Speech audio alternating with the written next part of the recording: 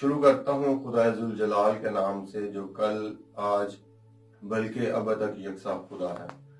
मेरा नाम सुनील गिल है और हम खुदा के कलाम मुकद्दस में से मुकद्दस लूका रसूल की मार्फत लिखी गई खुदावंद यीशु मसीह की अंजील उसका 13 बाब उसकी 6 आयत से 9 आयत तक। फिर उसने ये तमसील कही कि किसी के पाकिस्तान में एक अंजीर का दरख्त लगा हुआ था।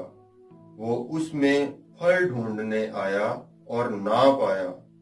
इस पर उसने बागबान से कहा कि देख 3 बरस से मैं इस अंजीर के दरख्त में फल ढूंढने आता हूँ और नहीं पाता, इसे काट डाल, ये जमीन को भी क्यों रोके रहे। उसने जवाब में उससे कहा, ऐ खुदावन, इस साल तू और भी इसे रहने दे ताकि मैं उसे उसके गिर्द थाल खोदूं और खाद डालूं। अगर आगे को फले तो खैर, नहीं तो इसके बाद काट डालना। खुदावन के पाक कलाम का पढ़ा, सुना, समझा और कबूल किया जाना हम सबों के लिए बाबरकत हो। आमीन।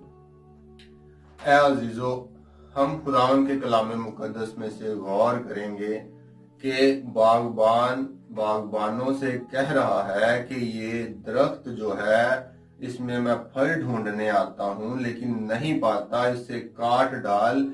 लेकिन बागबान उस दरख्त के लिए मोहलत मांगता है। हमारे खुदावन के हजूर टाइम, डेट और वक्त बहुत इम्पोर्टेंट है। कलाम मुकद्दस में भी लिखा है कि वक्त को गनीमत जानो क्योंकि दिन बुरे हैं। मैं आपके साथ एक छोटी सी स्टोरी शेयर करूंगा। कनाडा में एक आबशार है, अपारा आबशार, जिसे हर साल लोग देखने के लिए दूसरे ममालिक से आते हैं।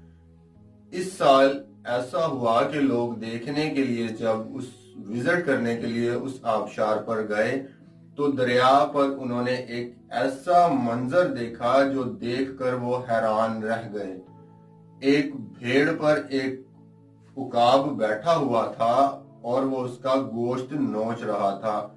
नहीं पता कि किस टाइम से वो उस पर बैठा हुआ है, लेकिन जैसे ही वो उनको देख रहे थे ऐसा मालूम होता था कि जैसे बर्फ का एक पहाड़ जो है वो उनकी तरफ आ रहा है। और जैसे जैसे वो करीब आ रहा था, नजरें उस पर मुंतजिर थी कि देखें कि ये क्या चीज है। जब वो करीब आया और उन्होंने देखा कि एक सफेद भेड़ पर एक उकाब बैठा उसका गोश्त खा रहा था और ठंड की वजह से, बर्फ की वजह से उकाब के पंजे जो थे भेड़ के उस ऊन में बड़ी मजबूती से फंस चुके थे। जब लोगों ने देखा तो जब उकाब ने अपनी आंखें उठाई और उन पर नजर की तो जैसे ही उकाब उस भेड़ के साथ आबशार से नीचे गिरा तो उसके गिरने की आवाज लोगों ने दूर दूर तक सुनी।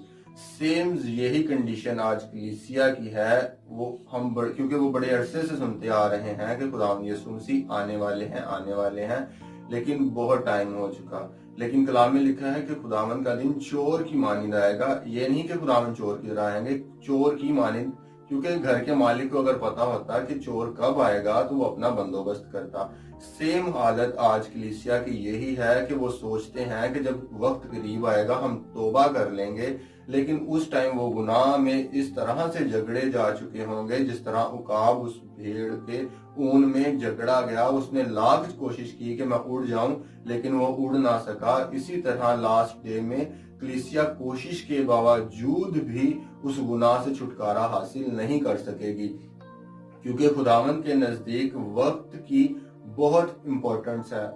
नए चांद पर लोग जंग के लिए निकलते थे, लेकिन दाऊद ने जब उस वक्त को जाया किया तो उसकी जिंदगी में एक ऐसा टर्निंग पॉइंट आया जो उसे खुदा से दूर ले गया।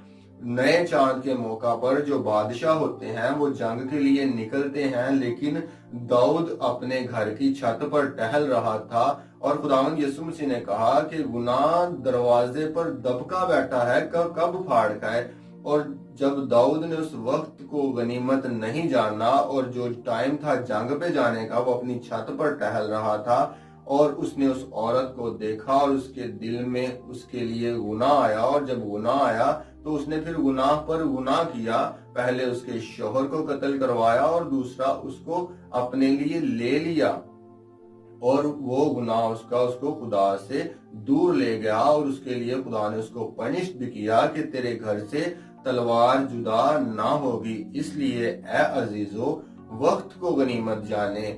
جب خداوند یسوع مسیح ہمارا درمیانی بن گیا اور جو سزا ہم پر لاگو تھی وہ اس نے باپ سے التجا کی، اور آج بھی وہ ہماری شفاعت کے لیے خدا باپ کے دہنے بیٹھا ہے، اور یہی شفاعت کرتے ہیں کہ اے باپ ان کو ایک اور سال عطا کر تاکہ ان پر میں محنت کروں گا اور آگے کو یہ پھل نہ لائیں تو ان کو ان کی جگہ سے کاٹ ڈالنا۔ اے عزیزو، ہو سکتا ہے کہ یہ جو 2023 ہے یہ ہماری زندگیوں کا آخری سال ہو، اگر ہم اس میں پھل لائیں گے تو آگے کو بچے رہیں گے، نہیں تو ہم اپنی جگہ سے کاٹ ڈالے جائیں گے۔ اس لیے اے میرے عزیزو، یہی وقت ہمارے پاس ہے کہ ہم خداوند کی طرف رجوع لائیں اور اس کی مرضی کو اپنی زندگی میں بجا لائیں تاکہ ہم اس کے بیٹے اور بیٹیاں ٹھہریں۔ خداوند آپ سبوں کو برکت دے، آمین۔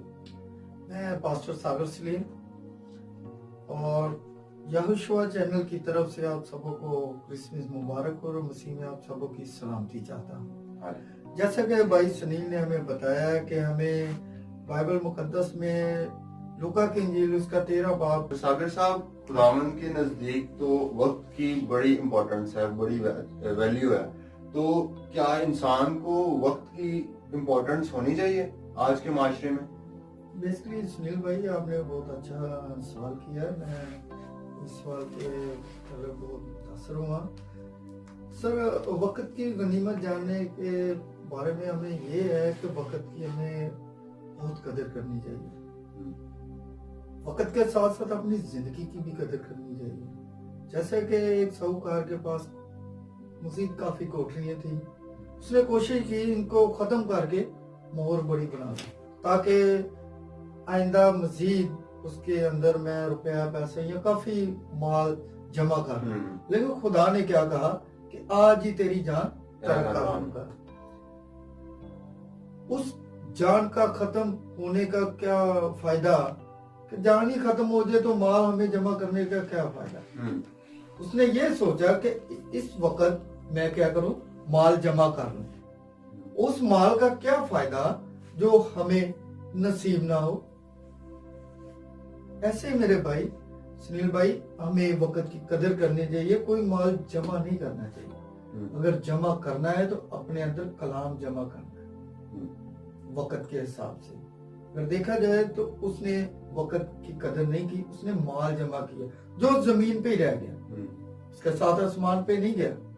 لیکن کلام ہے جو اچھا اعمال پیدا ہمارے اندر کرتا ہے، اور جس کی وجہ سے اعمال اچھے ہوں گے تو ہم آسمان پہ جا سکتے ہیں۔ جی اور سر، میں کوشش کروں میں ایک چھوٹا سا سوال کرنا چاہتا ہوں آپ سے۔ وہ سوال یہ ہے کہ جس طرح یہ 2022 جا رہا ہے اور آگے 2023 آنے والا ہے، اگر 2022 میں ہم اچھا پھل نہیں لا سکے، جیسے کہ بائبل مقدس میں آپ نے بتایا ہے کہ جو درخت پھل نہیں لاتا اسے کاٹ دیا جاتا ہے، اگر ہم 2022 میں میرے چھوٹے بہن بھائی، بیٹیاں، بیٹے اگر نئی 2022 سال میں کچھ ایسا کر سکے جو خداوند کو پسند ہے، تو 2023 میں وہ کیسا اچھا پھل لا سکتے ہیں جس کی وجہ سے ان کی زندگی بہتر ہو سکے۔ تھینک یو پاسٹر صاحب۔